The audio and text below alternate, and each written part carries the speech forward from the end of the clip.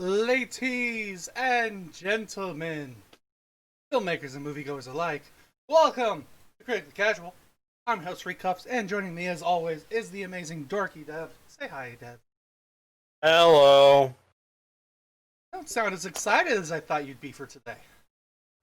You really thought I'd be excited for today? I mean, it's comic book movies. You like comic So? book movies? They're It's a enjoyable. universe I've had disdain for in previous episodes. Yeah. I got nothing else to say, I guess. Is there anything you want to talk about before we start talking about this week's movies? Man, Murphy's Law's a bitch. Is it really one of those days or one of those weeks? Days. Okay, good thing. Particular. My alarm clock broke. Well, which one? The normal one or the shocky one? Normal one. Okay. Don't know how. Makes no sense. And my can opener broke. Okay. So before the show, I was opening some cans of Rotel for some slow cooked tacos. Had to go old school and use my Leatherman, But that was which a good is time. fun. It just takes longer. I'll get there eventually. It's okay. You can just get. Also, really looking forward to talking about these movies because, nothing could ever happen to my boy.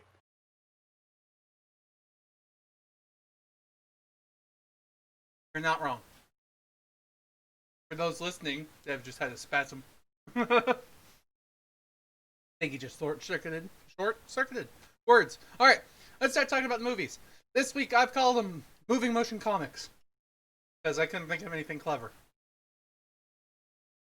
I could have said moving motion pictures, but that's kind of what are. So you get the idea. Moving motion comics.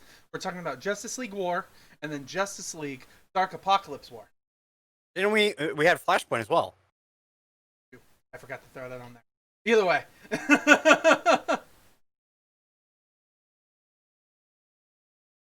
Oh well.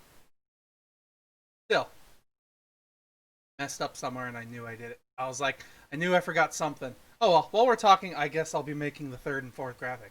Well, that was the first one we were going to talk about, wasn't it? Not anymore. We're talking about the start of this world. But it's not the start. Oh my god. It doesn't matter, does it really? We've already talked about the middle movies of this series.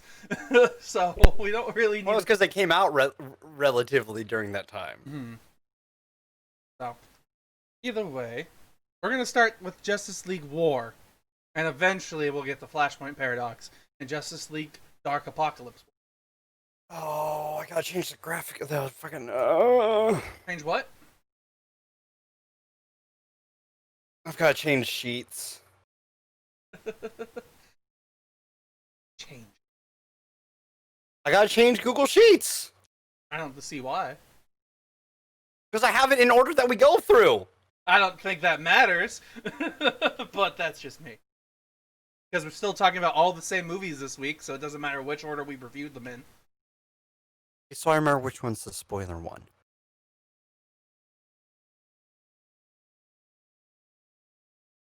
It is. It's so I remember which one we're gonna spoil throughout the week. Alright. Well, let's start talking about Justice League War here. Oh man, my whole plan. Exactly. This is my podcast, and you do what I say, god damn it. Hey, Sucks to suck. I'm gonna cover your face here for a little bit because I can. Aha, there we go. I'm gonna cover my face here in a little bit too, because I have to open Adobe Photoshop. It's doing this, and it pops up screen where our cameras are. Aha, there we go. All right, let's start talking about Justice League War, shall we? all right. Sounds so upset. I don't know where to start because I had a whole plan in my head. You start at the beginning. What did you think of Justice League War, Dev? Like... I know that, you asshole.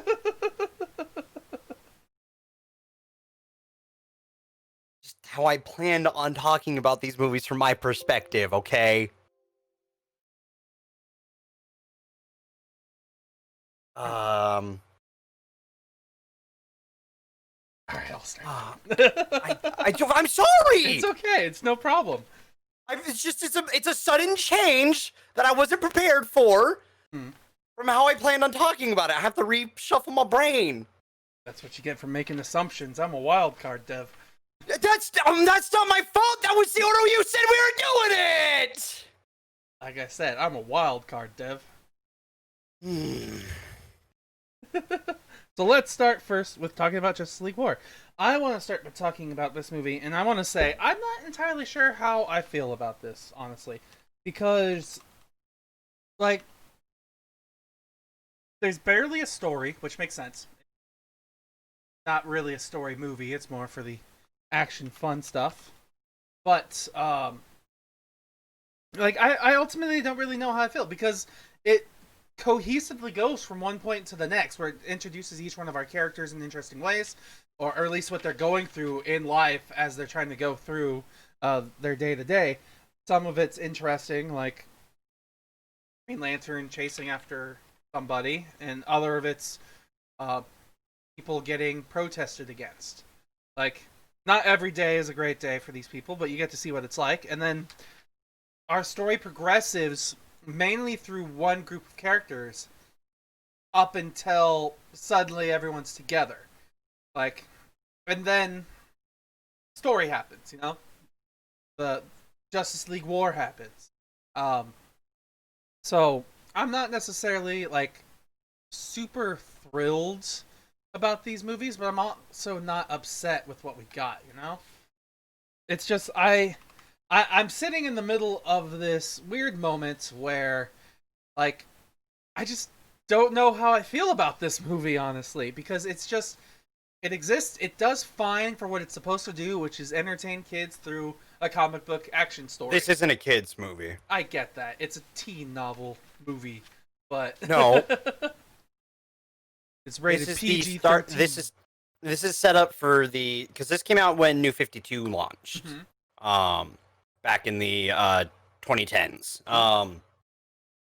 This was supposed to be the companion piece to it because they wanted to sell comic books.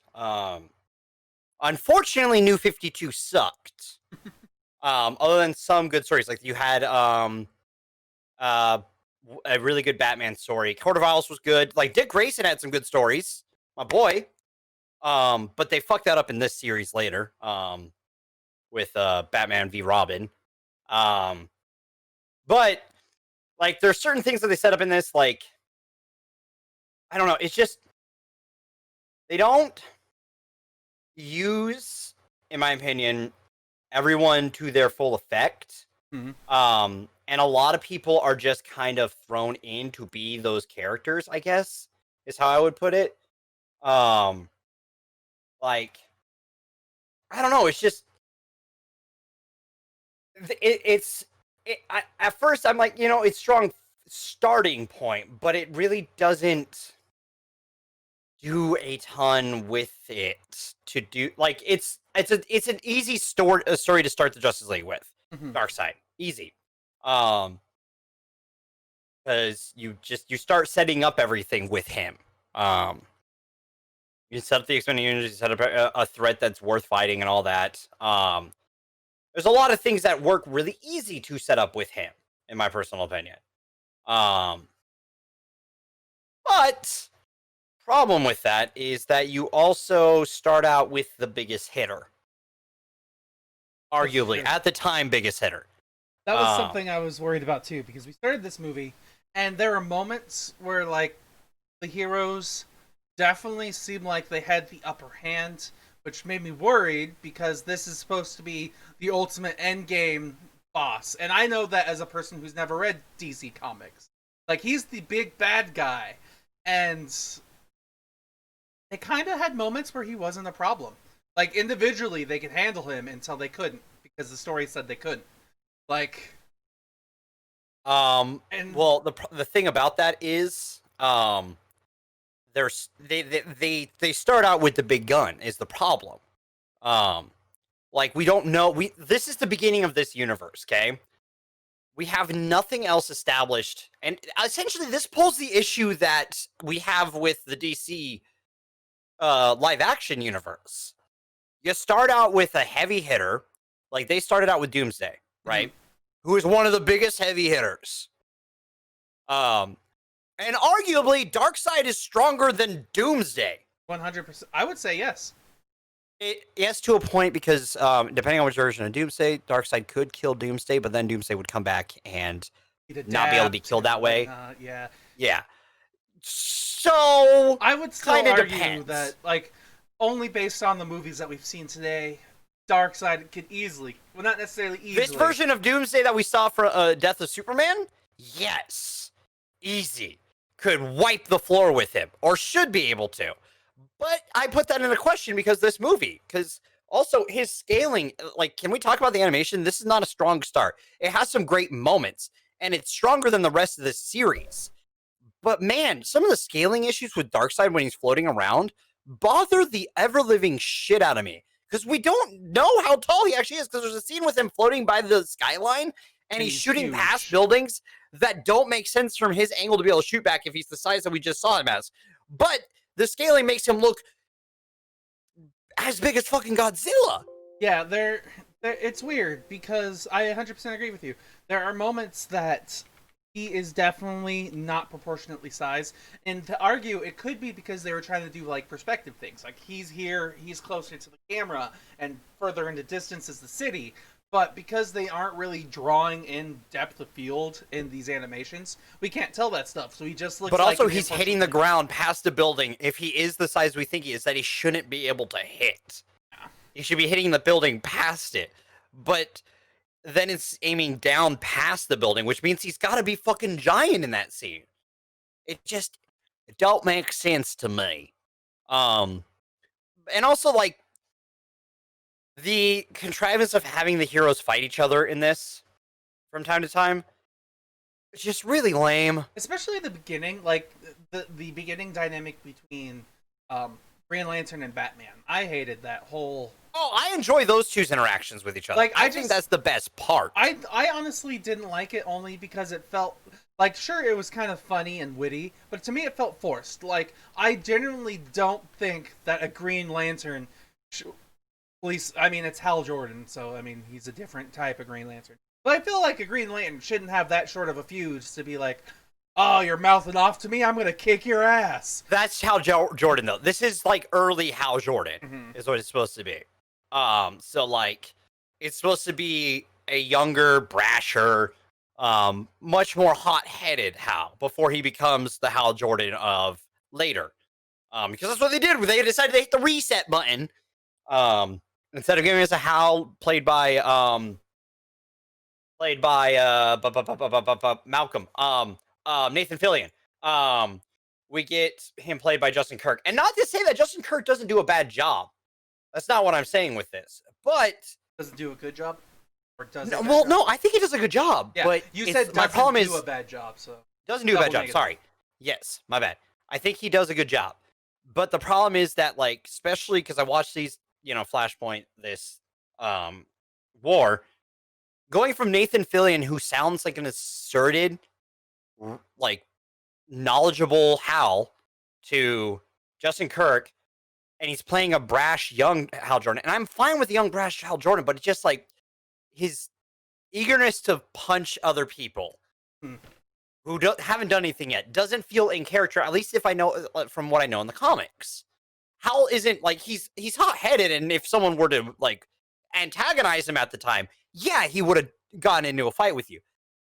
But he's not really being antagonized. He's just kind of, I'm hot-headed, so I want to fight people. Like Superman. I just don't get that. I don't get that whole thing in that first 30 minutes between the three of them. And just the whole, like, I don't know, like the whole, like, Clark feels off in this again. I was going to ask you about that too. I was like, how did you feel about him in this movie? Because the first thing we see him do when he comes across Batman and Green Lantern is he beats them up. Like, I don't feel like Golden Boy Superman would do that kind of stuff if he's your Golden Boy, but... Well, again, and they're also going off New 52 Superman, which is supposed to be a little edgier, and a little bit more based off of Man of Steel Superman. Hmm. But no one liked him because he's not Superman. Is the thing. Like, you want him to be Superman. And again, this Superman gets better as the series goes on. I will say that. Okay. He gets far better. Like Death of Superman and Reign of Superman, I think he's really enjoyable. This one's actually played by Alan Tudyk, funny enough, before they actually found who they wanted. But it's still like the problem with that is that it just like he starts out as being this Superman who is punching things through buildings, who's way too just he's hot-headed, which doesn't feel like Superman. And what do you think about Batman in this movie too? Because I feel like, sure, Batman's just a man in a suit, but I feel like his only superpower that they give him, even though he technically doesn't have any, is like he's just perceptive. That's literally it. Like, well, that's what he is, very perceptive. Yeah, but no, what I'm getting at is literally there are moments in this movie where it's like, how'd you get to that opinion of Batman? Well, I just looked over there. How'd you get to that? Well, I looked right there. Okay, yeah, no, those were dumb. Because someone else should have noticed. Yeah. It's like, how do you get that? Well, because the water's on fire. Brilliant deduction. No one look at the ocean! Yeah. Well, and the other thing, too, that I have issue with is that, like, this starts up this version of the Justice League and universe starts up the because I'm Batman. Because this universe takes that and just dials it to 11 throughout the entire thing. Except for in Reign of Superman, there isn't the because I'm Batman moments.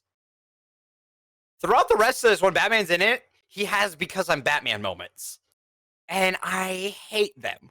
Because it's such fan servicey, like, yeah, because he's Batman! To those stupid fucking fanboys who their only argument why Batman's great is because he's Batman.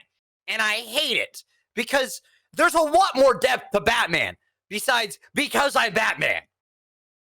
As to why he perceives things, why he's the way he is, and it's explored great in other mediums, including like Justice League Doom, where like Victor Savage finds Batman's plans and stuff like that. Like, there's great Batman stuff out there instead of just being like, well, I'm gonna go get this because I'm Batman. Yeah, I was about to say, and I can do it. I thought there was a moment that I like genuinely liked Batman in this movie, and it was when him and Hal were talking later on in the movie. But then immediately after, it's followed because I'm Batman. Yep. Mind you, I don't like. There are other points that I think he's very much like the Batman that I would like. Like with him and Hal in the sewer.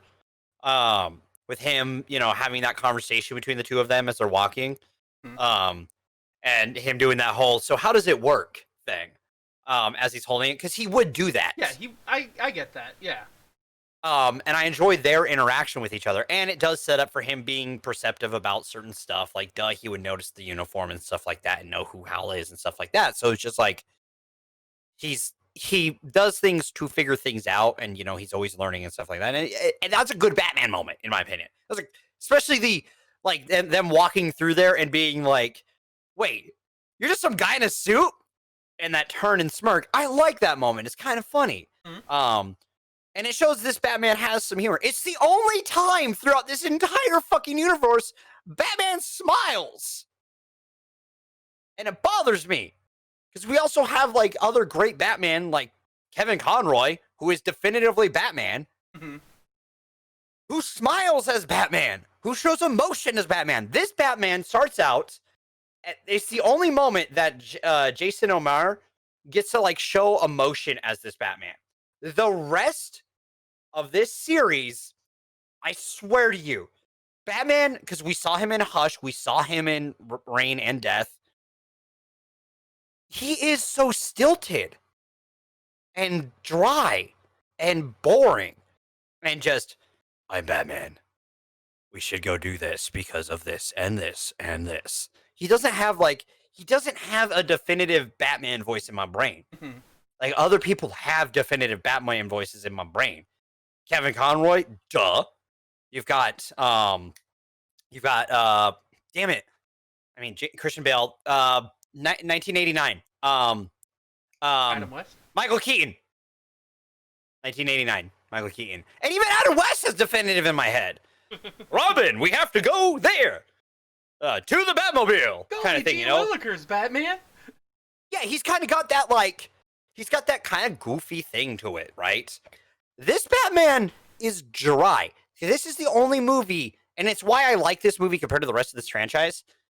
At least this version of Batman, because it has a Batman who has some personality. And it's got the best animation out of all of them. And dude, Hush. Do we want to talk about Hush? Oh, Hush. The car. No. The car.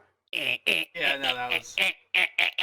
Or there's some Death of Superman and Reign of Superman moments that are kind of. Let's say definitely animation. Something I want to talk about when we get to Apokolips War. But there was one thing in animation I wanted to see if you noticed. I feel like they either put a fight in the wrong order, or they reused the scene for the end battle. It was this was after the Flash had done his damage to Darkseid. Okay. So we know what happens there, so no spoilers. But then there's another fight before the tubes. That he has, like, the Flash's damage has been reversed temporarily, where there is red in the form of what has been removed, but it's present again. Hard to state this without spoilers. Yeah. And then man, I don't know. It's like, well, he heals fast, but then later scenes he doesn't have it again. Man, again, like I've said, I'm not a huge fan of this this animation set of movies. And this is the start of, because they sunk money into these, by the way. No, I can tell some of these had some good looking moments. Like this is $3.5 million sunk into it. The rest of the series just gets less and less budget as it goes on. I don't know where the specs are for War. I'm gonna see if I can find it too. But as this franchise continued, this version of it, or Dark Apokolips War, but like they cut the budget usually further and further for the rest of these. Apokolips War actually had more than the rest, at like 4 million. But I think that's just because it was, and we'll get to that. But like it just, you could tell there's some heart in it, but like they don't do some stuff that you would expect, and there's certain things that are set up wrong in my opinion, like with Shazam. Oh, and kind of a dick.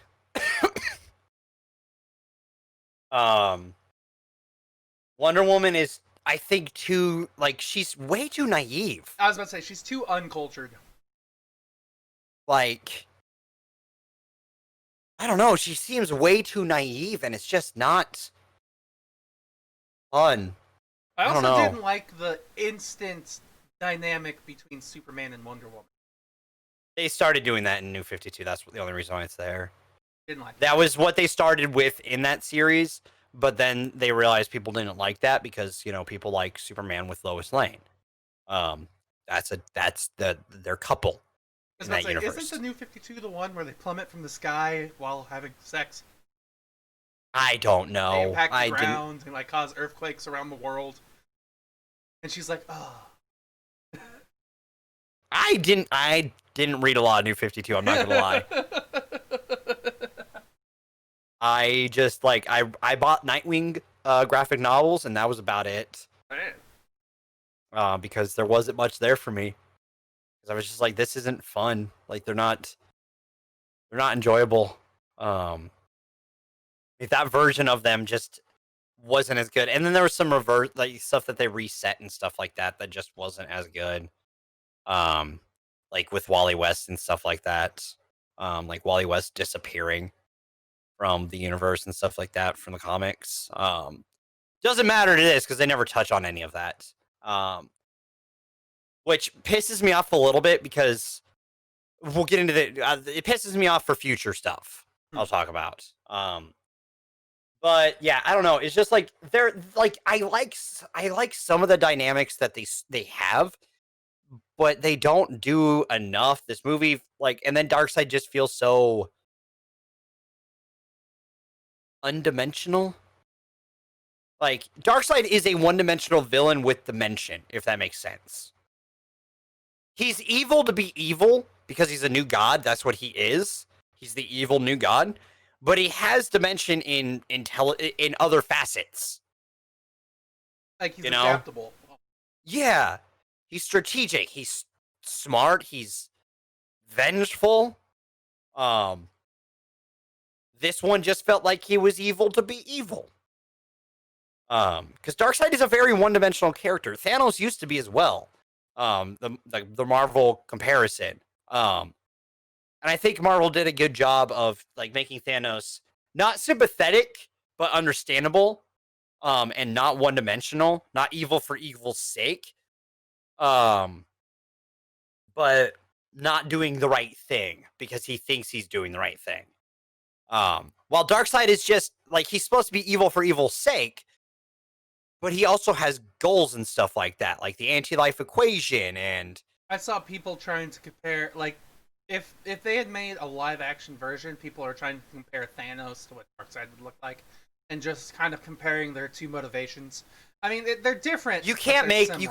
a Darkseid that looks like that what they did with Thanos. You can't. Darkseid doesn't look like that. It wouldn't work in my opinion. Even this Darkseid looks wrong to me.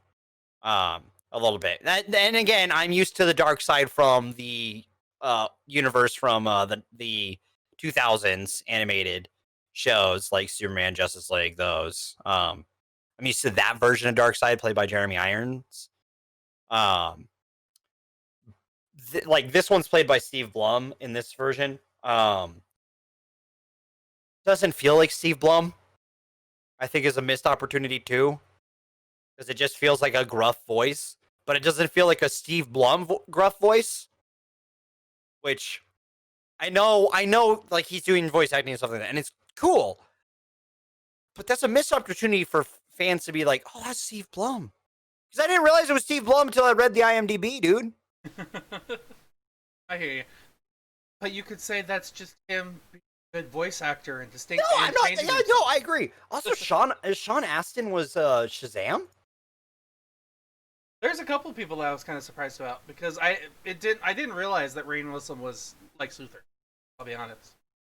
That's just That's later. Yeah, yeah. he's not in this one, but yeah, in later ones, yeah, Yeah. he was in Rain and Death as well.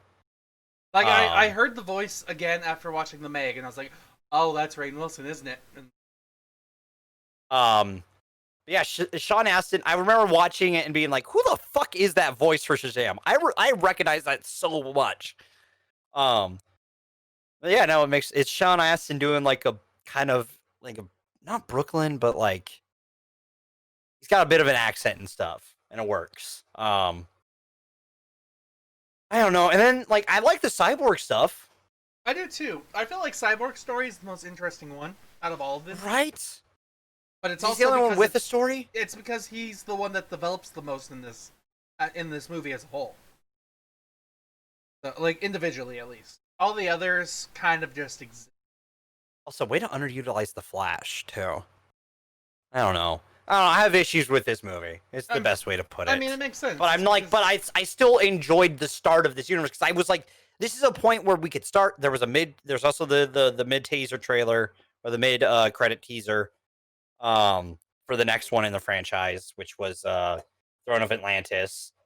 Um, and I looked forward to it. I didn't watch Throne of Atlantis because I just didn't get around to it. Um, but like the rest of this universe had good and bad in it. I don't know. It's just this universe is such a mixed bag.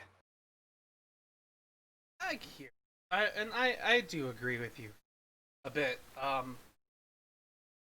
Much like this movie. Like, because like I said in the beginning, I was very complex. It's just this movie's very surface level. It's very hollow. Nothing happens except for some action. Yeah, no. I mean, again, they shouldn't have used Darkseid. They That was their mistake. I feel like they could have used, I don't know, Steppenwolf. No, not Steppenwolf. Steppenwolf's dumb. Bad choice for our first villain, regardless. Like, the problem is these characters weren't like. Again, it comes down to establishing a character, right? The reason why the DC animated universe worked so well on TV is that the two of the main trinity were established through their own shows, and the first arc of that show, that first three-parter of Invasion of the White Martians, sets up everyone, gives us enough to understand who these characters are, but doesn't give us too much that we don't have the stories we get later in the series. Which is again why I don't think these work in as they should for animated movies. What I honestly think they should do is the big events should be movies, but make a show. Oh yeah. Just do a show. And then the big events that you really want to, make a movie out of, make the movie out of. The people will watch the movie regardless. You'll probably get more people watching the movie than you will be watching the show. But then you have the people who are watching the show who are going to watch the movie. The only problem that I could possibly see running with that, like, I do agree with you, they should make a show and then do.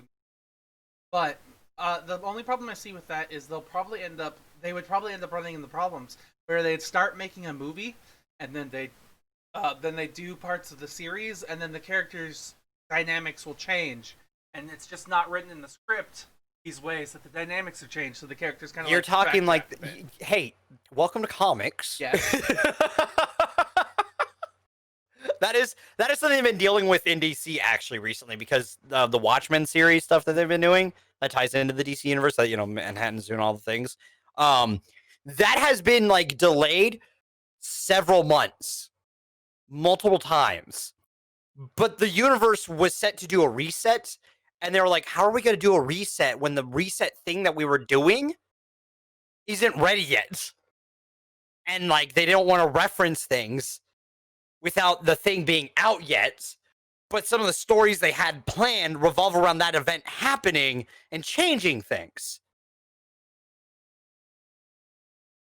Welcome to comics is my best way to put it. Bad storytelling. I hear you. No, it's not bad storytelling. It's the fact that like certain things do get delayed and stuff like that, and certain plans don't go exactly how you had thought. I think it'd be easier with animation due to the fact that do stuff that's already made. I kind of wish you didn't. Like, I was trying to keep that as a joke, but you took it as face value. Oh, that's fair. I know a lot about the comics industry and stuff like that enough to be like, actually, no, you're talking about like real shit that happens in the comics industry. Your joke was like, without you realizing it, like very real. I've taken, believe it or not, I actually took a class in college about comic books and the comic book industry. A lot of fun. Oh, yeah. I got a C in that class. But I learned. I learned some of these I've got an A. I know. Didn't go to NAU. I didn't go to college. Did I make that joke? You get mad at me, mister. You're like, I was there for half a semester. Well, I didn't. I make fun of that. Mm-hmm. Yes. I don't know. I'm just... I don't know. This universe feels like it's weird. It's got a good start, but it just like...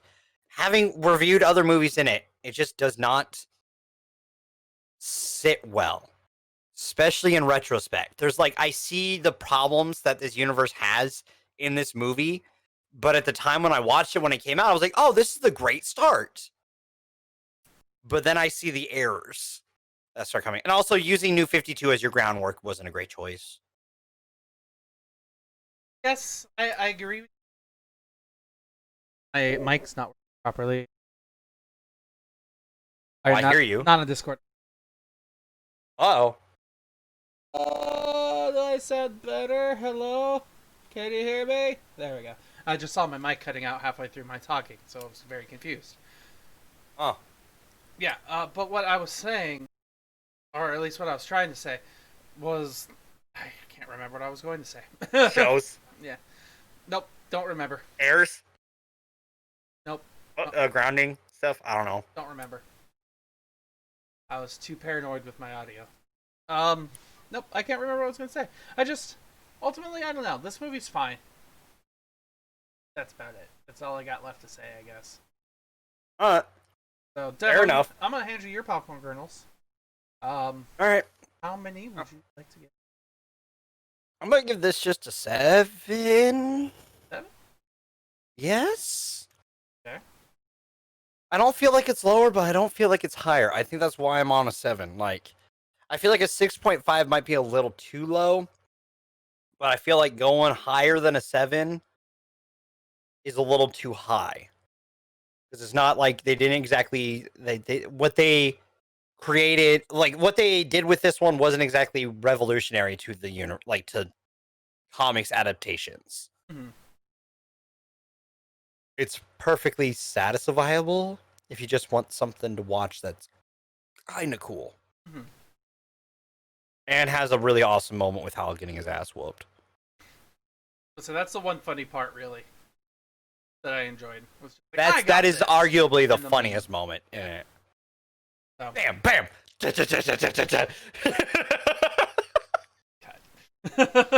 So yeah, I'm gonna Flash give this. it. I'm gonna give this one a 6, just flat 6. Fair enough. Trying to keep in mind that like 5 is a perfectly average movie. I'd say this is just a little bit above average.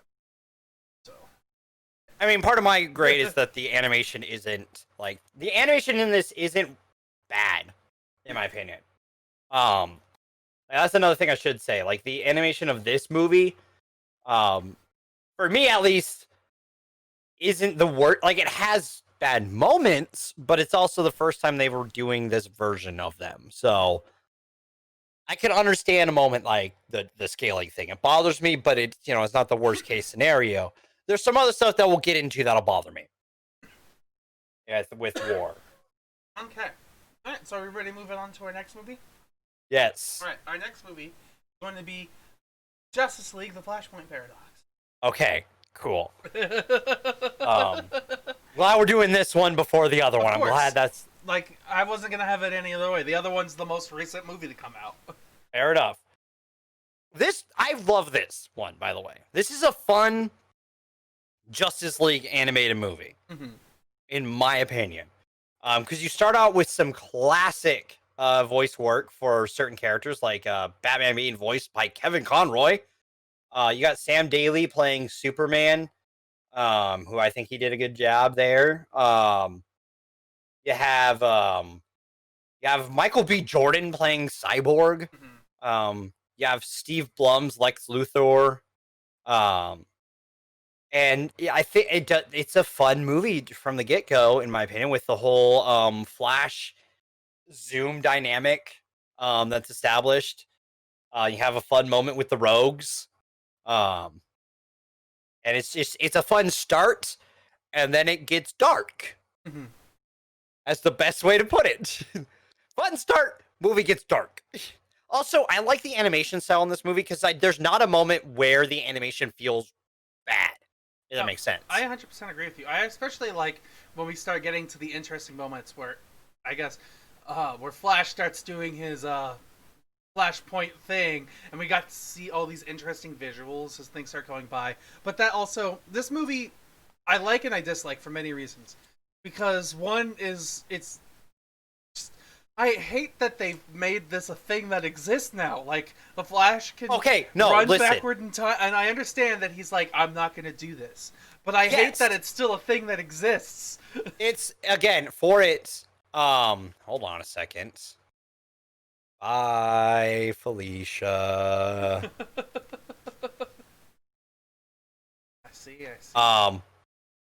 So, my thing about Flashpoint Paradox is I like it because it tells a good story for Flash, and it does some really cool stuff with the universe itself. Stuff that people had what if for a while. It's a good what if universe, and it sets up that, like, it does set up why time travel shouldn't be done in their universe in the sense of doing it the way Flash did. Because if you do change, like you create ripples, and that changes a lot. Um, so like the fact that Thomas Wayne is Batman, that Martha and Joker, there is some stuff that's cut from the graphic novel that like there is a whole Mm-hmm. Thomas Martha dynamic that they cut. There's a lot more in there from the graphic novel. Mm-hmm. And a lot of little things, like Aquaman and Wonder Woman are at war with each other. Like there's a war between Themyscira and Atlantis, that is threatening the rest of the world. You also have Nathan Fillion's Hal in this, and I love Nathan Fillion's Hal. I think he's the best Hal voice, personally. You have some other great stuff, like you get to see what's his name? Grifter's group. Which is such a nobody group, but it's such a cool kind of oh, I didn't expect to see these guys here. Grifter's the dude who looked like Deadpool. Yes. With the cool little red bandana mask. Almost like the almost Suicide Squad, I would call them. Yeah. And it's just like you get some great Flash moments in this. I still think one of my I can't remember, only because at this point I mix up things so frequently with these DC Universe movies. And I had watched this at the beginning of the week. Is this the one with 5 kids for Shazam? Yes. That's right. That's my favorite thing that they developed too. I like all the different interesting aspects that they've done to the characters, but I still think that's my favorite little change that they did to all the characters. Also, he says he has some badass scars. Does. It's just a lot of the things that they do in this movie. I like that they did. I almost wish that they kept this universe, but some ways in comics there's some exploration there. Yeah, they go into what if universes all the time in comics, but I still wish there was more of that itself. I would have loved to see a full movie in this universe more than just what we got here. I do like the animation, like you said. I love the voice acting. Part of the storytelling, though, I don't really understand because time travel stuff is weird, and I'll see if I can help. It can get confusing. I mean, that not like that. Oh, I understand time travel to the point where I can. Never mind. I don't. I'm getting into complexities here. I'm not really asking. I understand the point of how things crossed and why they happened the way they did. But it's just time travel gets confusing only because you start getting into interesting complexities. Technically, with Barry changing time, change time. So when he goes to fix things, how does he run into himself again if he never went back in time to begin with? I mean, that's part of the paradox, but there's also Speed Force. Mm-hmm. It's some of the storytelling that they do is a little ridiculous, but it's just the Flash being really fast. Well, also I'm just gonna say you've got to suspend your disbelief for that kind of stuff, because comic got a comic.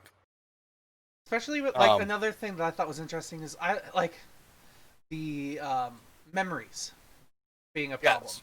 Which I thought that was okay, but I was also disappointed by that because I thought it was that was a cheap way to create tension and try to progress the story. Out of all the things that they could have done, that's the dynamic that they chose to be important for him. And ultimately, in the next movie, we find out, or at least they kind of retcon it a little bit, that he can remember things anyways. So, well, they retcon it at the end of this. Yeah. So even in this own movie, they changed the consistency of how his powers work. So I think it's because comic got a comic. That's why. And you need an excuse to be able to see what happened and explain part of the universe instead. I hear you. But otherwise, I don't really, in this movie specifically, this one definitely stands out to me out of the 3 that we watched this week because I like the animation styles better. I felt like they also did better in just the 2D animation style that they had overall because because technically Justice League War is after this movie, correct? Yes. In the timelines. But I feel like Sort of. Yes and no. Yes, in the sense that, like, it's after it, in the sense that, like, that universe is created from this movie, but the Barry at the end of this movie technically shows up later in that universe. Um, because there's, like, it happens later when he's established. Yeah. I will say, I wish that universe kept the cool suit at the end, because I do like New 52 Flash suit, with the yellow, like, streaks on it. And I think it's kind of lame that they didn't use that in the next in War. I think that would have been cool. Because then you could, like, again, you would have established that this is that universe. My only guess behind them not doing it is because they didn't want to have to add in yellow to his trail. Like more. Rarely they didn't do it that often, anyways. Like every once in a while, you can see that he leaves like a yellow strip of his Apollo hair ties behind. But like I can imagine if he has to strip down his arms and his legs, they'd want to actually have more yellow in the stream. But that'd just be too much effort. So they just made his suit all red, would be my guess. But like other than that, I genuinely like this was just a fun little what if universe. But like I get to the problem where I guess the question is past I can't say that this movie doesn't matter. I can't say that ultimately this movie doesn't matter because it does matter to the Flash. Him and his story and his character development happens a lot because of the events that only he has experienced, essentially. Yes. So I can't say that his journey overall doesn't matter, but at the same time, I want to say it doesn't matter because all the trauma and the drama that we went to up until the end of the movie is kind of negated. So, but it DC has that issue. DC has that issue where, like, resets don't bear consequence. It's one of the reasons why I prefer Marvel more, is because when events happen, usually a lot of the consequences that bear from it usually bear some fruit, like the lasting effects. Like from Civil War in the comics, Goliath is still dead. Like stuff like that still sticks, you know? DC doesn't let as much stuff stick. Like, I think that's part of my problem with it. And we'll get into it in the next one a lot more, especially during the spoiler. But like, part of that is like DC writes themselves into corners too much, in my opinion. That they need ex machinas and because Batman's and because stuff like that. Yeah, too much. And I don't think that, like, that's one of the reasons why I'm not as big into DC. That's why I like Dick Grayson, because he's the most normal motherfucker out of everyone. I don't know. It's just like this part of my issue with this is that, like, it does set up some stuff that, like, again, and other mediums with the Flash in it, including the comics, do a better job of dealing with Flashpoint going forward. By, like, it affecting things and having some lasting effects and stuff like that and creating more interesting stories down the road. But this, like, because it's technically part of that universe that we just talked about in War, part of my issue comes from some of the stuff that is created from this. And it's not this movie's fault. I still really enjoy this one and everything it does. But I feel like DC just takes advantage of what they have set up here and takes it for granted and then misuses it. For having a universe established for 7 fucking years. I was just caught up for a second on your terminology. Because I could have sworn I heard you say take it for granted. And it's take it for granted. Yeah. Take it for granted. Yeah, but I heard take it for granted, so I was like, what? I had to process that in my brain. It's the stuffiness of your nose right now, because allergies. Yeah, I haven't rinsed my nose out yet since work, so. Okay. Like, I honestly, genuinely, I don't really know what else I want to say on Flashpoint Paradox. Like, I think so far, it's out of all the stories that we've seen for the DC universe, being even though that this isn't like this movie technically is the end of one canon universe and the start of another. Like, I like it. I like it the most so far. Out of Oh yeah, without a doubt. so It's one of my favorite animated ones. Um, is this you asking for popcorn? yeah. Okay, I'll give you your That's about to say, popcorn. because I don't like unless there's anything else you want to talk about. No, I'm good. Some more of the spoiler stuff I'll talk about during war. Okay, I can appreciate that. So yeah, I'm gonna give this one a 7. I almost gave it a 7.5, but 7. I'm giving it an 8 because it's at least a point higher than the last one in my opinion. If not, maybe a little more. But I'm only giving it an 8 because Actually, again, bump mine up to the 7.5 for me. okay, It's yeah. that bumps up to an overall 8. Since we round up because we're good here.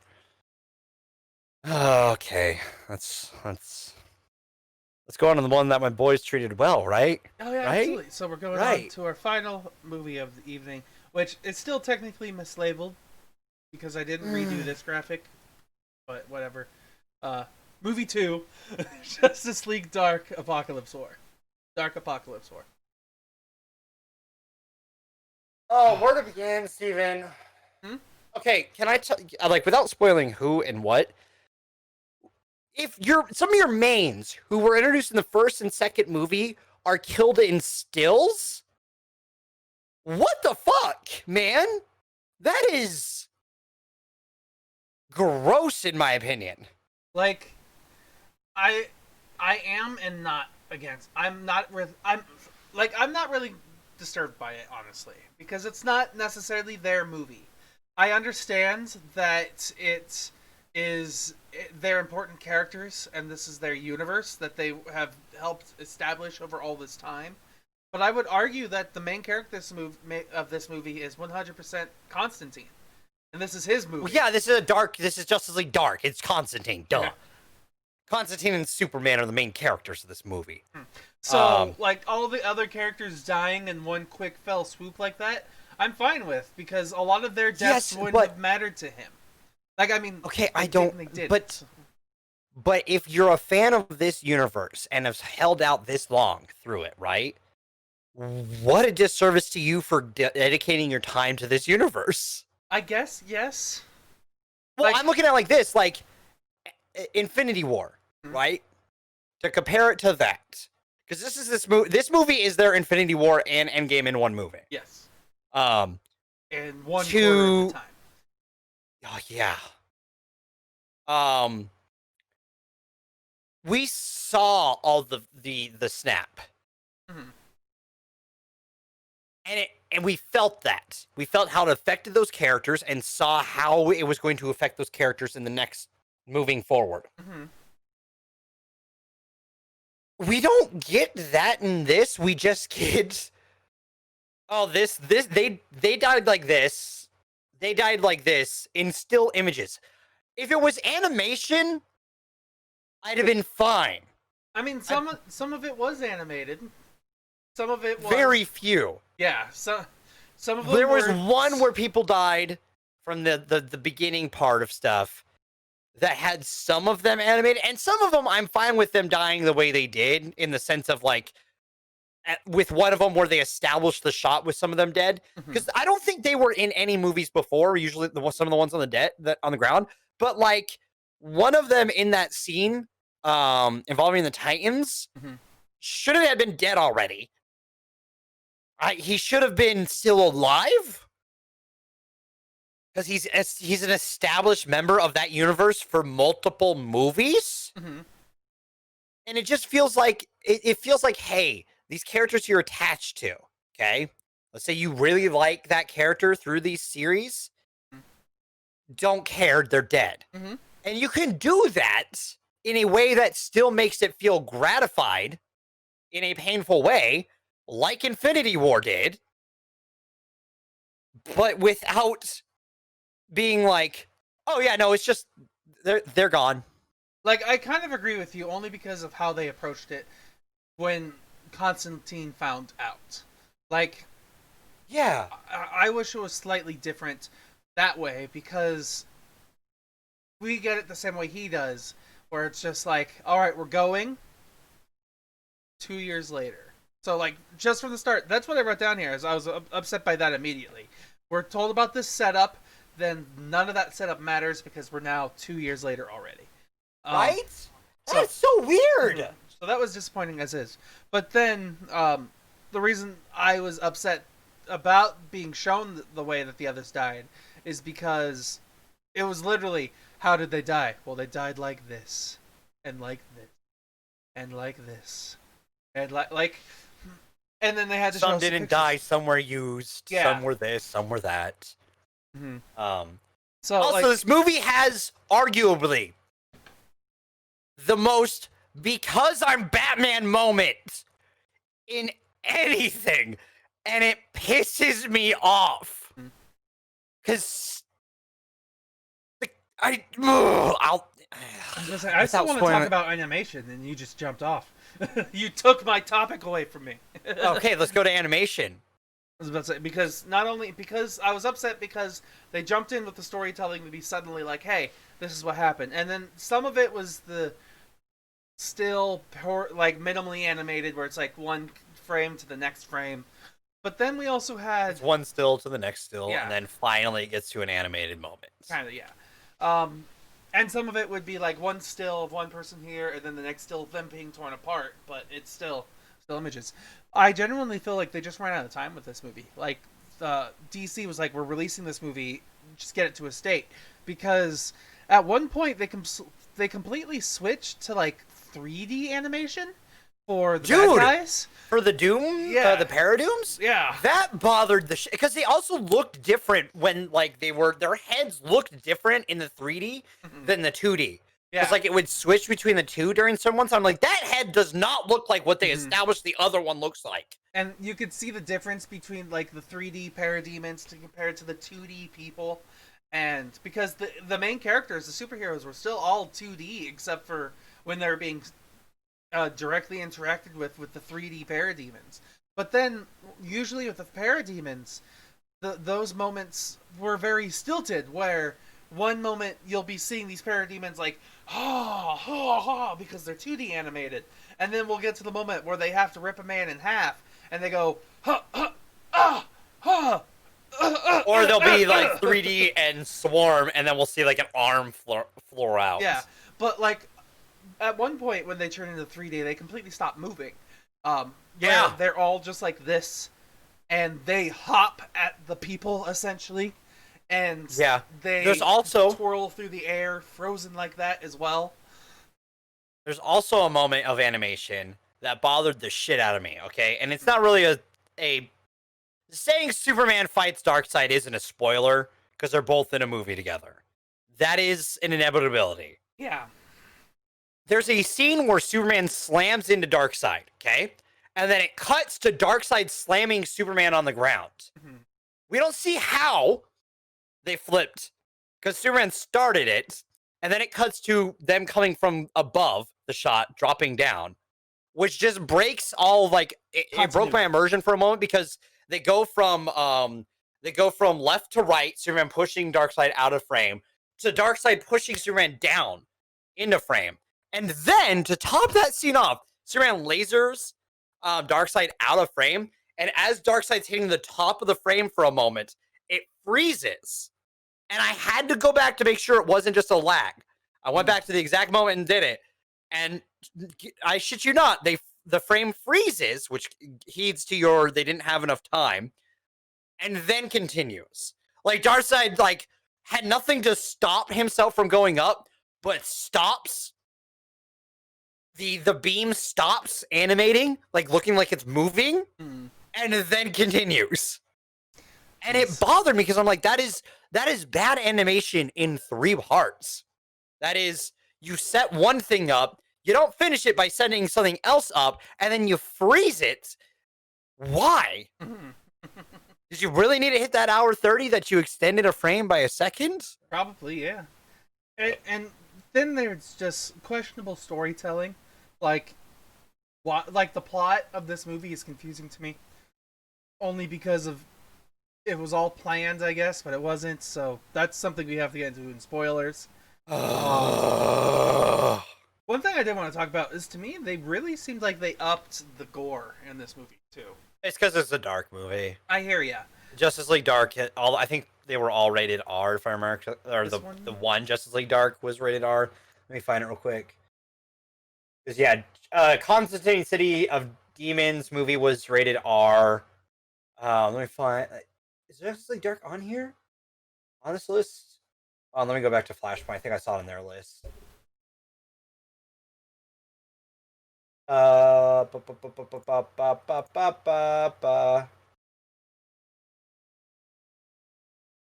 of these should have had it. There it is.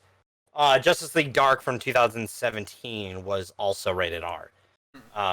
It's because it's supposed to be darker and edgier. And that is, I mean, it's a give and take, in my opinion. Also, best character, King Shark. King Shark is a shark. Hearing Joe DiMaggio say that for an hour after he's introduced is great, because I also envision Bender saying it the entire time, like, because he's got a little bit of Bender in it. No, I heard it. I heard him, and I both thought it was silly and not silly. Like, it was silly, but I felt like I needed more of it. Like, to get the payoff. It makes me want to watch the other Suicides. No, yeah, like, to get the payoff, though, I feel like I 100% needed to hear him say more. King Shark is a shark. Are you talking about the payoff during, like, the climax for them? Like, that was... I have that written down as being one of my favorite moments of that movie. It happened, I paused to laugh. No, it made me laugh, too. But I wish they did more with it. For that one. One thing I thought was interesting too is I liked the sort of what if moment with Trigon. I think that's his name. The demon? Yes. Yes. Not Etrigan, but Raven's daddy? Yeah, whatever his name is. As Trigon, you're right. Trigon, yeah. I liked Trigon. Drawn on your Teen Titans knowledge. Yes. I like that cartoon. It's a great cartoon. It has some great Trigon stuff in there. Raven's arc in that series is one of the best. But not Teen Titans Go. That sucks. Except for the movie, you seem to enjoy it on some level. No, your hate for that movie is your self-hate for finding enjoyment in that movie. I know you. There are moments that I do like in that movie. Sure. Like, I just still... The biggest disappointment for me in Teen Titans Go to the movies is they've done what I've wanted people to do in movies for so long, but they failed. They failed me. So... Also, they changed the voice actor for Darkseid in this to Tony Todd, who I think does a great job. I wish there were more things different to some of our main characters. Like, got to see an interesting Diana. We got to see an interesting Martian Manhunter. We got to see a bunch of interesting characters. But the ones I was disappointed by would be like Batman, Cyborg, Flash. You know, like the key parts of his plan were all the really disappointing ones. Trust me, I know. Cyborg has one of the most disappointing moments of the movie. Because he gets a chance to say something. And he says whatever the fuck he says. I have it written down. I'll talk about it in spoilers. Yeah. But man, what a choice to say that instead of fucking booyah. Yeah. He starts out the movie saying, he says it once. Yeah. He says it once the whole movie. But that would have been the moment to use it. I 100% agree. Like, because the one thing that bugs me is, I guess I get the last word. And then he says his line. Like, I wish they had just cut that whole thing out and just, ooh, yeah. Yeah, right? As the thing happens. Yeah, and like he's just solo sitting there music and everything too. Like, ooh, yeah. things that I like. They could have done so much more with that scene. They could have done so much more with a lot of things. Especially there's some Ex Machina bullshit too. There's lots of Ex Machina in this movie, and my ultimate thing is, I wasted an hour and a half today watching this movie. Yes, you did. I 100% wasted an hour and a half today. Did you know about the end? No. Yeah. You see why I'm pissed off at this? This is the only DC property to abuse that, and it ruins any form of universe after this, and it pisses me off because I don't trust DC now. I don't trust DC EU. I think it's because DC Worlds now. Whatever. Because I don't trust them to not abuse this. The fucking show, The Flash, doesn't abuse this. They abused this thing that was not supposed to be, because they backed themselves into the biggest corner ever. Oh, but it bothers me that they did that. And then, like, they did some stuff that was in it. Like, Damian went from being such a whiny shithead from the rest of these movies to being an actual competent character that I actually kind of enjoyed in this. But I wouldn't have enjoyed him as much if he wasn't such a whiny shit. I will admit that. That's good character growth. Raven was one that I enjoyed for a little bit, but I also hated her powers too. Yeah. Gone. Cyborg in his final moments, yeah, like gone. So much. What? I have an idea for a fun show that's now zinc gone because the end of this fucking universe. So, and this, like, to compare this to Endgame, Endgame had lasting effects to their universe. Like, I know a lot of things got reversed, but there are a lot of things still permanently the way they are because they said, hey, we're not going to make it so that what happened, it isn't just erased. Yeah. It needs to have an impact on things. Why didn't they do that here? No, yeah, I 100% agree. There should have been something where instead of the full just taking it all away, there should have been a compromise somewhere in the middle. And there is. The comics do it. They reset the New 52 universe with Rebirth. And I'll explain that in spoiler because, like, trying to explain that without spoiling what they do here would break things a little. Yeah, I hear you. But, like, there's a certain event that resets that universe in a lot of ways because a certain thing happens that was unexpected. And it changed the universe for a shit ton of reasons and created a whole lot of things. And there's huge things going on with the current comics and stuff that involved around the fact that this event happened. It's had lasting effects. And that the fact that there is multiple timelines and changes and stuff that's been happening has been in the comics, like, reason why things are happening the way they're happening. It's just to just erase everything that you had happen. The fact that, like, the Morbius chair is in this and that is used in the comics by the character who uses it. And it explores the question of who someone is with it. But they don't do that here. In this movie I thought was completely pointless. They don't use the chair for what the chair is for. The Morbius chair is just there. It's an aesthetic. And it doesn't do the Morbius chair. It does one thing in a battle. And then it disappears. And then it disappears. It literally just vanishes after that. Yeah, we never see it again. So, yeah. And it has the most because I'm Batman moment. Without him having to be in the moment. It's just the most because Batman said it. Because Batman planned it. He knew it was gonna happen, so he prepared. Like, you can set that up without making it such a Batman Ex Machina moment. There's that, but there's also, like, we have this plan, and it all counts on Batman having emotion. So, Which, this version of Batman, we haven't seen that. yeah, so that gets interesting. So, like, I don't know what else I want to say, except for let's hop into spoilers. Alright. Popcorns for you, Dev? Popcorn? Okay.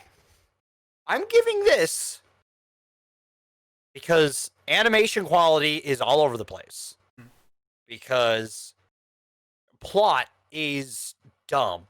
Character assassination is all over the place. And it has the most Ex Machina and because this moments, and it's all for naught. I'm giving it a 4.5. Exactly what I was gonna give it. Like, genuinely, this is one of the worst stories that they've told in this universe. If not, And we the watched worst. Hush. Yeah. So, yeah. So spoilers? Spoilers. Let's get ready to spoil it! Okay, can I explain why I have a problem with the deaths of Sure. two particular characters? So Okay. we'll go deaths first. Then I want to talk about like the story plot. Okay. Reason why I have problems with some of the deaths. So, like, two in particular during the Superman flashback are Aquaman and Hal. Okay.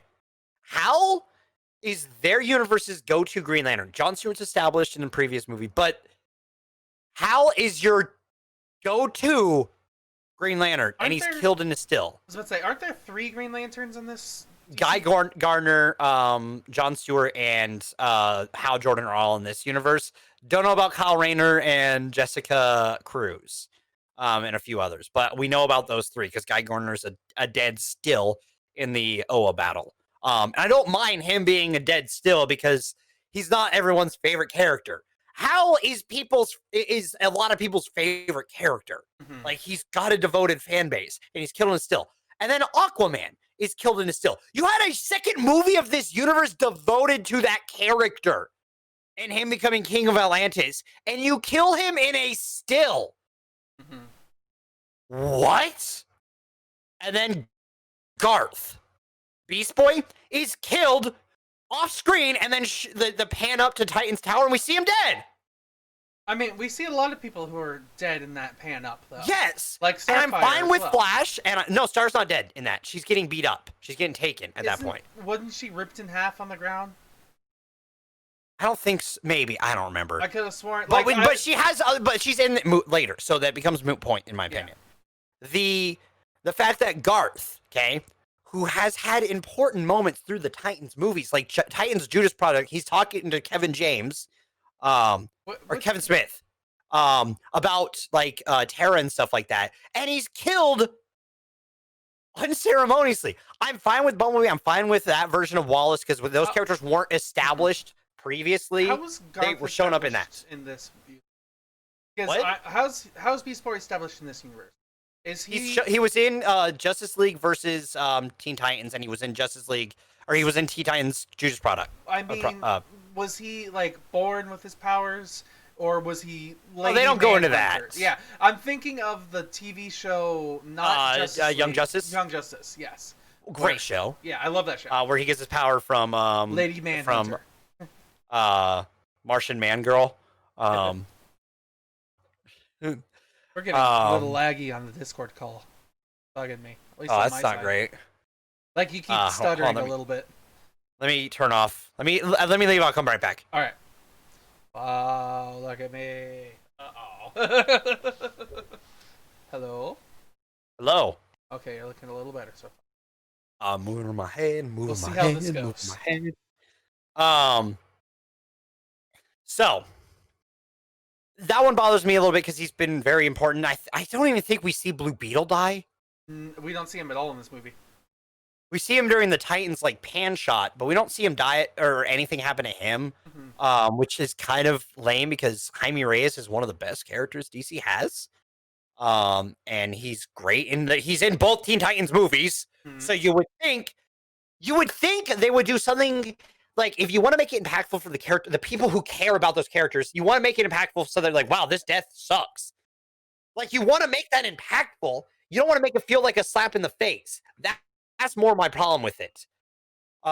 Because they also, for some fucking reason, they devote time to Lady Shiva's death. Who's a pointless woman in this whole thing. Cares? Yeah.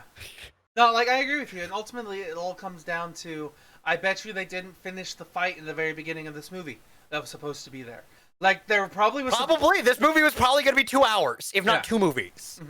They probably had a fight that was going to be there, because this movie gets interesting, gets confusing.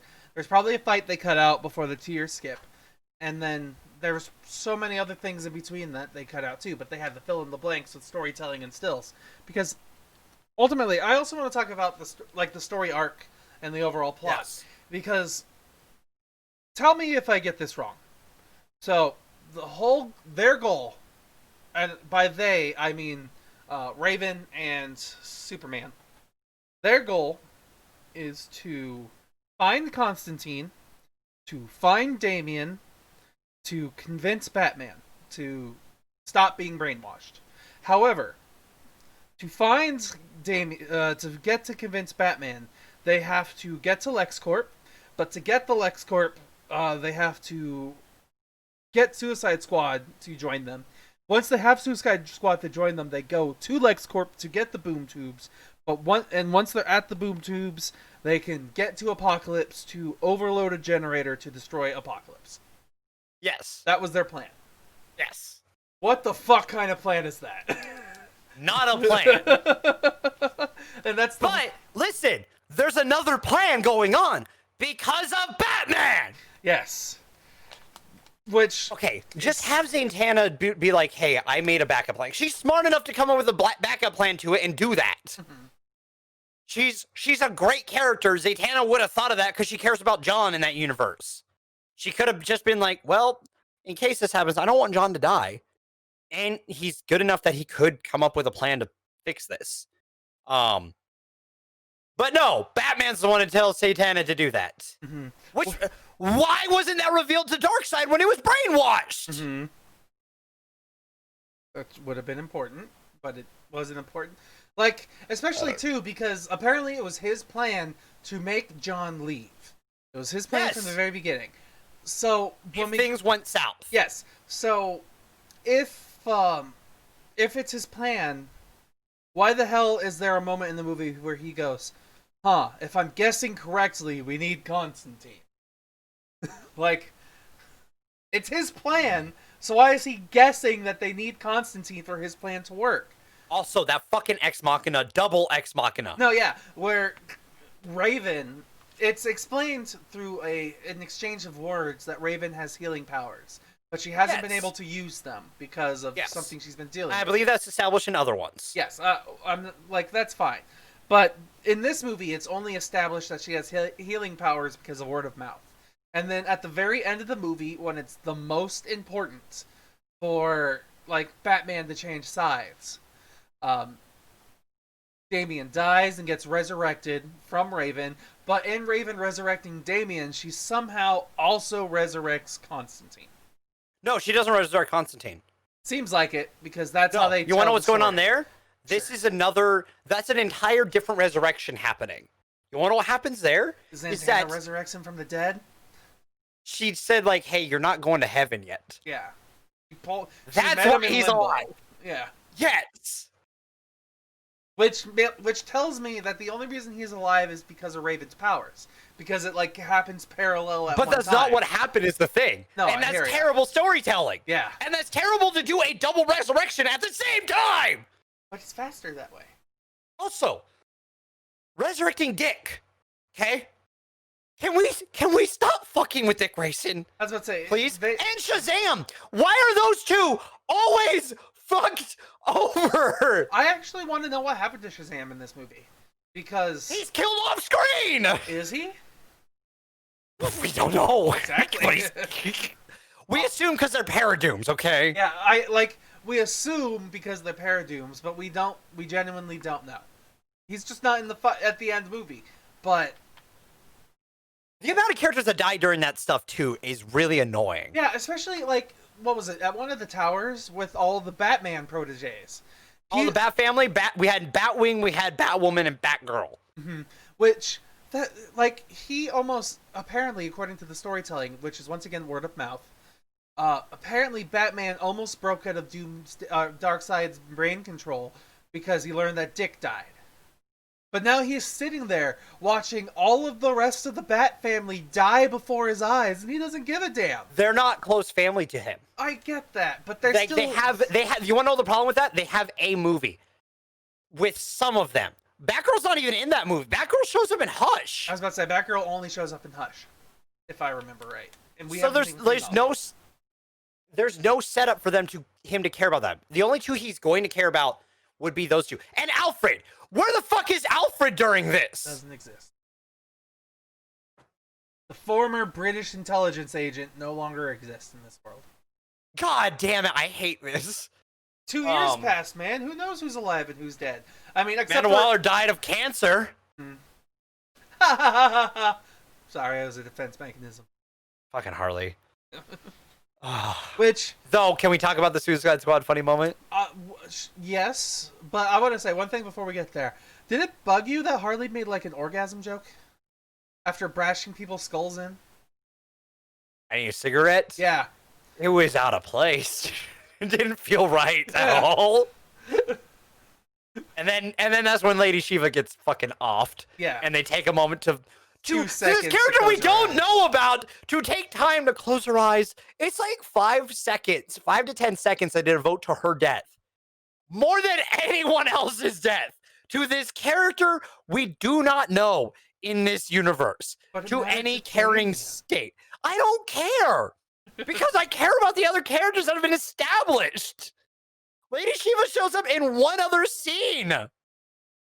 And gets held up by Trigon. Or not Trigon, by Etrigan. Yeah. Also, Etrigan's really fucking boring in this movie. Yeah, like, I didn't mind him being a mopey sourpuss. Honestly, I thought that was fine because his friends are dying and he's upset about it. Get rid of his fucking rhyming? Yeah, that I was a little upset about. The other thing That's his thing. Yeah, and the other thing I was upset about was how, like, essentially how quickly he died. And how My God, what a bitch! Like, it was such a interesting fight for about literally 10 seconds. I was like, cool, I wish this could go... Oh, it's over. Yeah. It's like, man, I hope this keeps going... and it's done. It was literally what I was thinking. I was like, man, this fight's cool. I hope they keep doing this for like another minute or... Oh. And then Wonder Woman fights the rest of them. Yeah, also, God, like, what they do with the rest of them...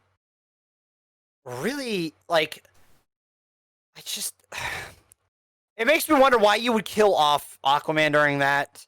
It also makes me wonder, like, with the lanterns, I know we haven't established any of the other lantern corps, but, like, what are they doing during this?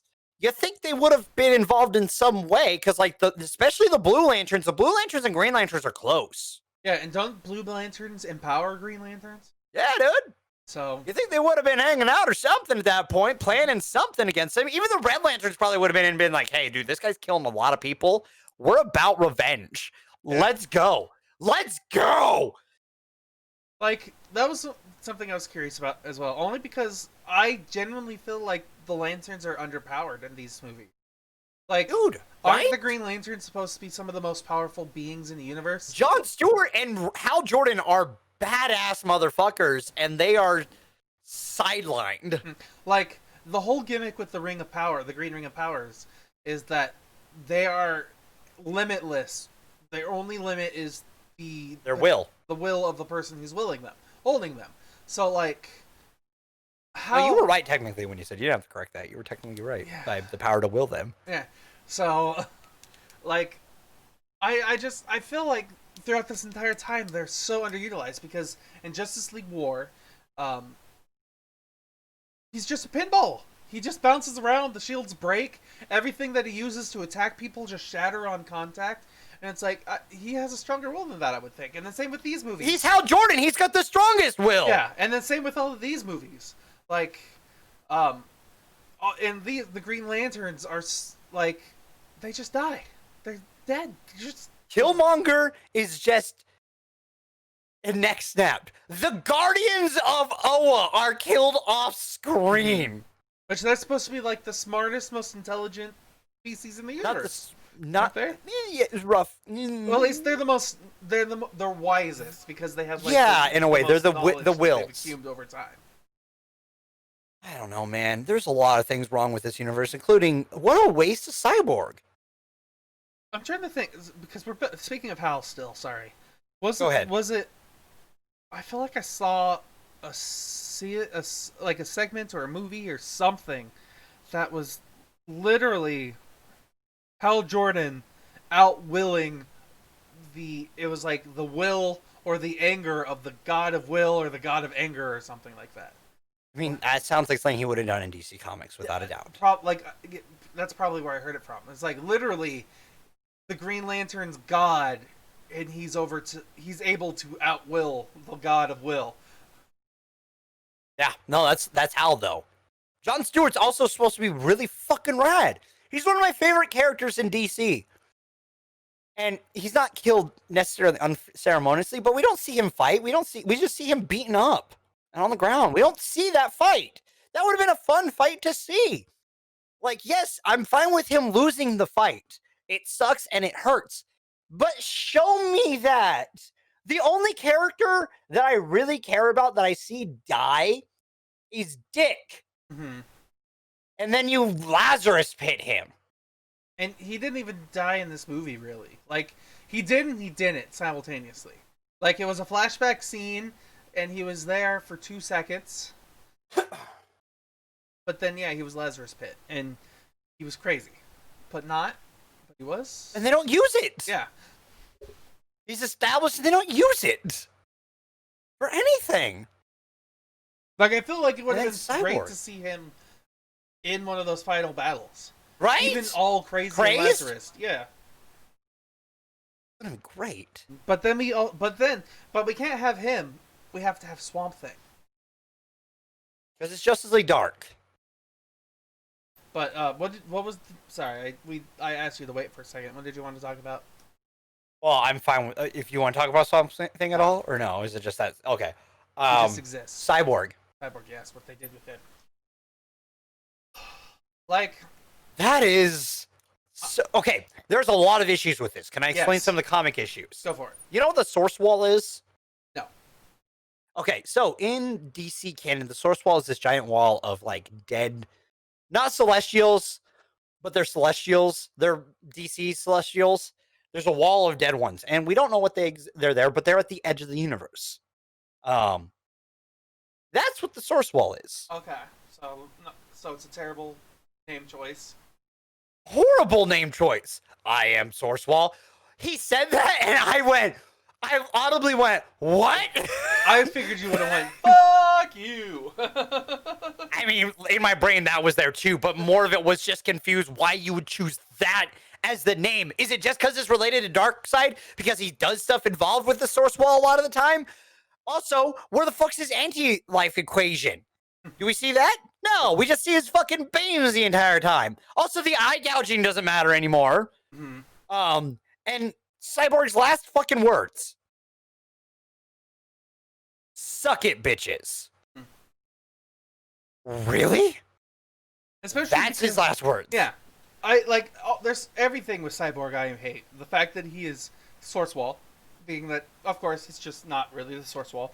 2, the fact that he was techno magic hacked. Because he has Darkseid tech, Apokolips tech in him, but apparently he hasn't fixed that. No one thought to think about that. Well, yeah, that's not what. Yes and no. Like, he was hacked through Darkseid because he was Darkseid's original technology, and he was being spied on through that way. That I don't really mind. It makes sense to me. Sure, they should have looked into that, but they didn't. The thing that makes me mad is Constantine curing Source Wall. Oh yeah, And he's just like, "What are you doing? Techno magic. Yeah. So I'm not good at it, but it's like taking a test for the first time. Lucky for me, I'm a cheater. Which makes no sense to me. I don't know how you cheat on that. Yeah, like how do you cheat on magic that you barely use? Like you have to have a totem or something or whatever, but apparently he's fine. Also, I will say, funny moment was the Aussie Brit moment. Aussie, both wanker. Exactly. That was a good moment. But so yeah, there was that. So he gets hacked with cyber magic, and then, of course, he can't leave. So he gets to do the noble sacrifice, and his noble sacrifice, not one, isn't very cinematic at all, and two, it ends with the bitches line. So it would have been so much better if it was booyah bitches, right? Even booyah bitches would have been better. But yeah, and then all this Can we talk about my show? Can I talk about my show first because it comes from this moment? So Trigon is also sacrificing himself, sort of. I do like the line of Trigon going like, "This is a fight to see who will be the who will rule over who." Yeah, I like that because that's a cool dynamic. But my idea for a show would have been them, wherever they get cast to, right? All three of them. Cyborg stuck to his little wall piece, and those two being a roommate sitcom with Cyborg with them, traveling the universe and slowly becoming better. But the entire time the clock's ticking because the flashpoints are reaching further out. They're trying to find a way to survive the flashpoint. Yes, and it's gonna be all for naught. But we see these two characters who aren't good slowly become better people throughout it. The long-term redemption arc. Yes, and then it doesn't matter because they fucking flashpoint it all. Oh, before we get to that, what the fuck? How did Superman get his powers back? That makes no sense because at all. It's like, so what ends up happening is Trigon is trapped within the gem on Raven's head, which, sure, I'm pretty sure. Well, that's how it is. That's how it is. In other timelines, wasn't Raven just born with that on her head? Because that's where he's stored. Okay. In her. Yeah, so he's there. Then it just comes off with the flick of a magic knife, and But she starts to lose it because Damian's dead. Yep. So Constantine double crosses the plan with Raven to do his own plan, which Trigon then was like, fuck your plan, I'm gonna go into Superman. Which I guess Trigon's power is so strong that it can burn the liquid kryptonite that has been embedded into Superman, so Superman can be super again. But with Trigon power. With Trigon power. Kills John. And then we get that whole double resurrection. Yep. And then gets expelled from Superman. But because Lois dies. Yeah. Because Superman's Superman. As Superman. And then Trigon is trapped by Darkseid in the sphere. So, okay. But how did Superman, from that, from the explanation, get a haircut, get his powers? There's no explanation for it. He just becomes Superman again and gets that really bad animation moment that I talked about. Mind you, before this happens, we do get the funny moment of Boomerang and King Shark back to back. Yeah, when they King Shark is a shark. It's been good, buddy. You guys have been the best people to work with. You're fucking... Are you shitting me? Yeah. I was like, oh, come on. I busted up laughing. I was happy. I didn't see it coming. Like, I was happy and I was so disappointed at the same time. Because they needed to do it more in this movie to make that worth it for me. Like, the rule of three, and honestly, doesn't apply in this instance. They needed more. No, because it's just, he's like, I am Groot. Yeah. Because it's like the We Are Groot moment. But this one's funnier to me, because that one's supposed to be emotional. But this one's funny as shit to me because it comes out of nowhere and I don't expect it at all. It's just, you guys have been the best people to work with. Are you shitting me? But then, yeah, we have that. Then the second round of the fight, which I'm still so confused about, is like they once again, through word of mouth, establish that even evil parents care for their children. So we're supposed to take that line as our responsibility to think that Trigon's okay with being banished upon a cursed planet. Well, he's not gonna die, so. This is a great gift. I get to fight somebody until it's a fun fight. Is it? I mean, it's because we barely get to see any of it. It's implied to be a fun fight for him. And Darkseid the whole time's like, "Oh, I'm angry." And then it ends with Trigon being like, "Hugs were getting sacrificed now. Yay!" Like, I feel like suck it, bitches. There's just a disconnect there. I don't feel like Trigon would be that willing to sacrifice himself after just being not from what we've seen in this universe.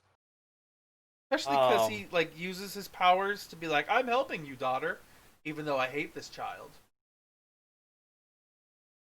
And then we get to the end, which it's word of mouth. I don't know if it's ever previously established. Okay, that Flash has came back. Okay.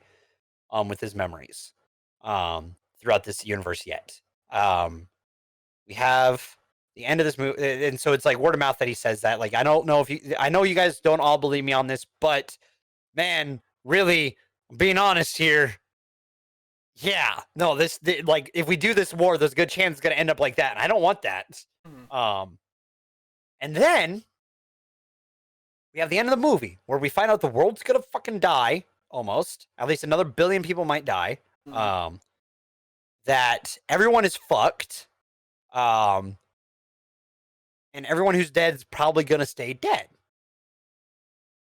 Until John goes to the Flash. And goes, you know what you got to do?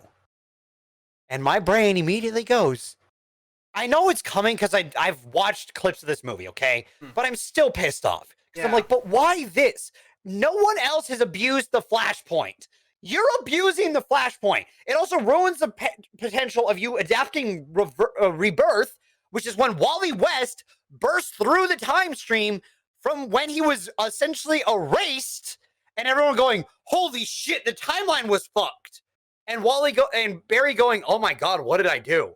And his memory's busting back. That's how they that's how they don't that's how they don't abuse Flashpoint. They use Flashpoint to have lasting effects of Wally West bursting through the timeline after Wallace is established, by the way.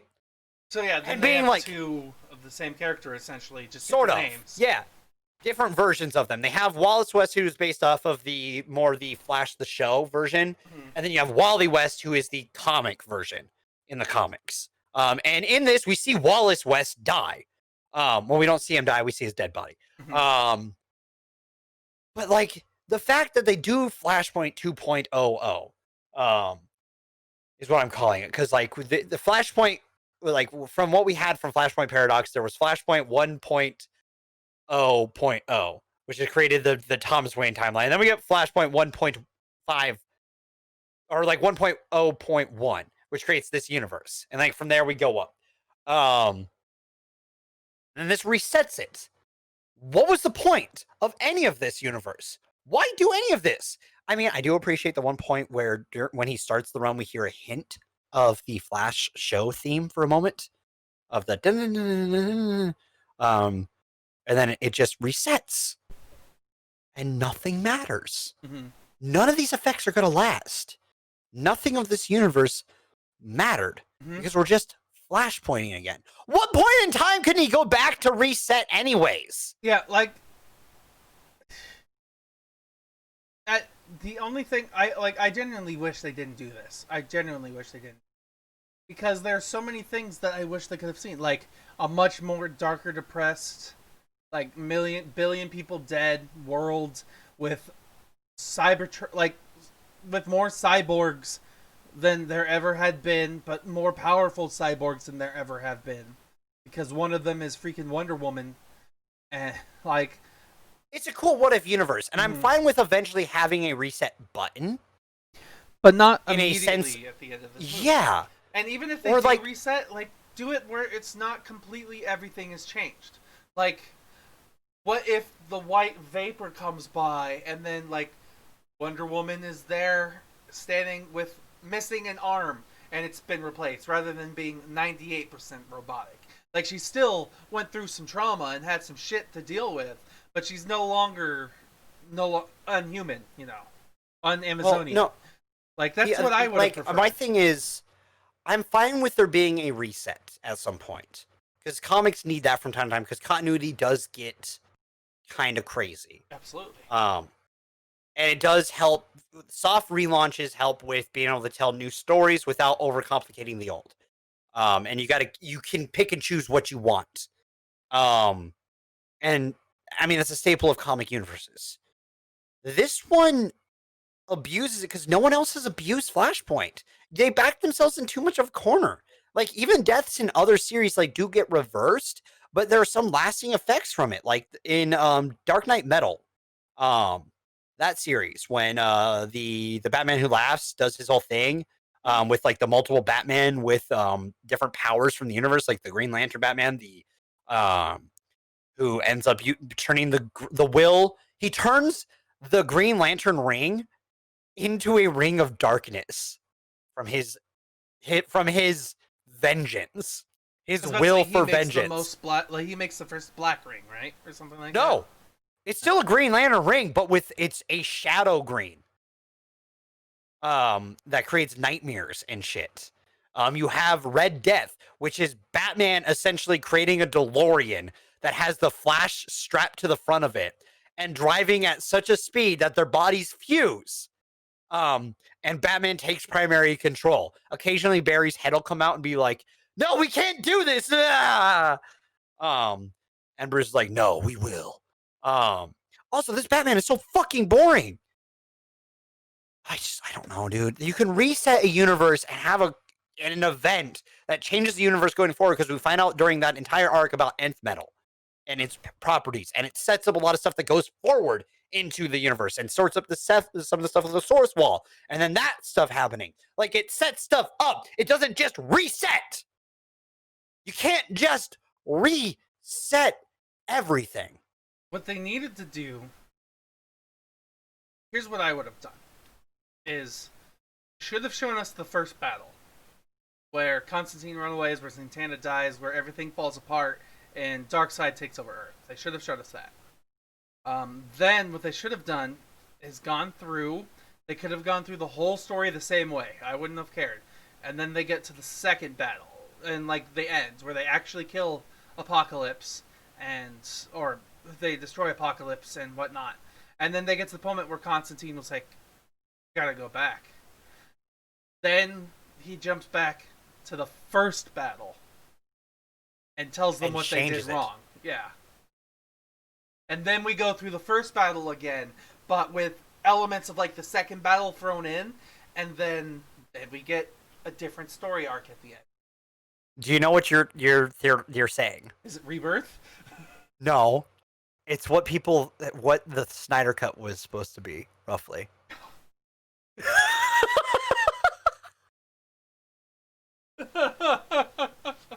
Oh. Okay. All right. But like again, it made sense. Like in that universe, I'm not a huge fan of that universe, right? Yeah. But it made sense because it would have made sense to certain things, like the dream sequence and stuff like that. Like that was what that was. Mm-hmm. What you're saying, that's what Snyder was trying to do. All right. This movie just null and voids and everything, and just abuses the Flashpoint again. I don't know. That's the part that bothers me. No one else has abused Flashpoint. Like, yes, you use it to reset certain things so that certain things can be different. Yes, when you do an event like this, but you don't nullify the event. Mm-hmm.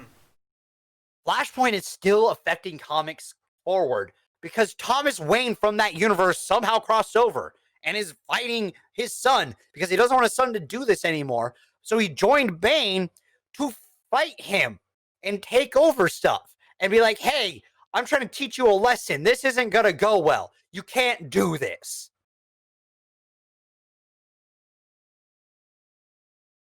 Nope. But it's a lasting effect from Flashpoint. Wallace and Wally having their like two separate lives being very different from each other, and Wally being like, hey, I used to have a wife and kids, and they no longer exist. Mm-hmm. They were erased from history. And his mental stress creates the event that caused the death of a bunch of people at this like psych ward for heroes. Like I can't remember the name of the event, but everyone there died because Wally freaked out, and he then has to fake his death and make it so that Booster Gold and Harley Quinn are to blame, roughly, and then plan around how he creates this event happening. And then he comes forward as the person who did it, and they figure it out. And it's a really interesting arc that happens because Flashpoint happened. And Wally is messed up in the head because his wife and kids are gone. We won't get that because this is resetting it. Again. Again, this is why a show should have been made for these characters. Because you could have continued these stories and set up the seeds for the movies, done the movies like you planned, continue the shows. That just makes too much sense, Dev. You mean you actually want good character development and like story? Nah, it just makes too much sense. I know. This is the modern era we're talking about, where AAA video games come out and need immediately day one patched. I'm fine with day one patches. Shut up. That is fine because it means that like, because they do have to send out the game, before they maybe fix everything because of deadlines and stuff like that. There might be minor things that they could fix, or things that do come up after they've shipped the disc, and to like be like, hey guys, all those millions of copies we made, so there's an error. There's a few errors we missed. Can we get those back and reset and remake these? It's easier to create the patch. I'm fine with that. But to just reset things without lasting effects bothers me. I don't know. I think that's my biggest problem with it is that we've just reset everything. No, I agree with you. The movie ends and the universe ends, and literally everything that we've watched up to this point is for nothing. We don't know what point, at least as of right now, because they could essentially make another movie in another year or two that would be like, oh, he didn't completely reset the universe. He only went back a couple months. And this is called Justice League Light, a second war. The second coming. I don't know.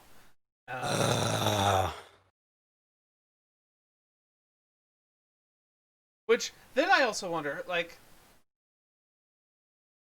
I hope they kind of balance in the future. I hope they balance the characters better, like, personality-wise as well as powers. Because one of the problems I had, once again, with this movie is the day is saved when Superman shows up.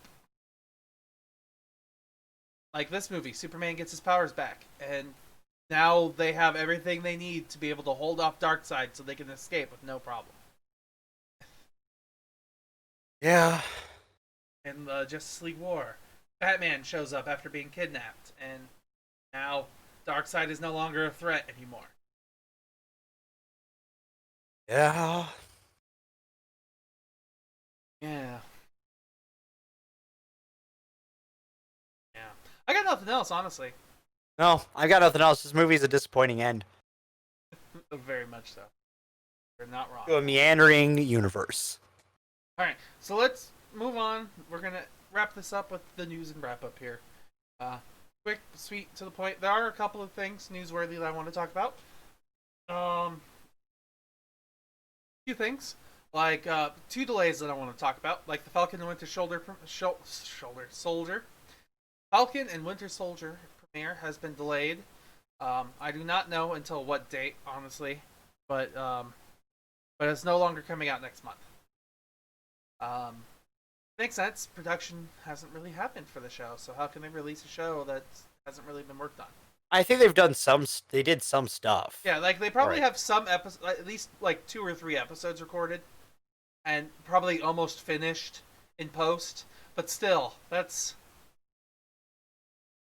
not enough. So they're postponing that for a little bit. Tenet, the Christopher Nolan movie, is being delayed indefinitely until they can figure out a good release date for it. Fucking finally. Yeah, that was announced today. They're like, "Yep, we're just not going to release this movie. We'll let you know when it's going to come out. We'll figure out a date eventually." So they have. So there's that bit of news there. I'm trying to get through this kind of rapidly. We've been live for a while. Yeah. So Just a little bit. Netflix. This is a story I'm actually excited about, and I wanted to talk to you about. Netflix has committed to its largest budget so far by getting Ryan Gosling and Christopher Evans to star in a movie that will have Anthony and Joe Russo directing. That'll be interesting. And it's supposed to be a mano-a-mano espionage thriller. So I'm imagining one thing. Face Off. I'm imagining The Man from U.N.C.L.E. Yeah, I can see that. Either way, fun. Which, by the way, we haven't seen from U.N.C.L.E. I think that's a fun movie. We could.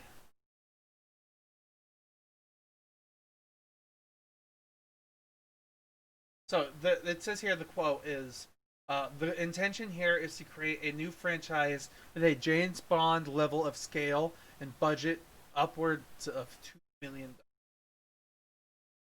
The script was written by Joe Russo and was polished by Christopher Marcus and Stephen Freely, who scripted and worked with the Russo brothers in the past for Captain America, the Avengers film. Yes, those four have worked together on some of the biggest movies. This apparently it's based off of a 2009 Mark Greaney novel called The Gray Man, a freelance assassin and former CIA operative named Count Gentry. My apologies. So they're doing it off of the Gray Man novel. Okay, I'm interested. I am and I'm not. I'm interested because this is really some big names. They're going big budget for big names to try and get the clout to get people to come in. Which I think is kind of funny. Because news around Netflix has changed a lot over these past 4 months.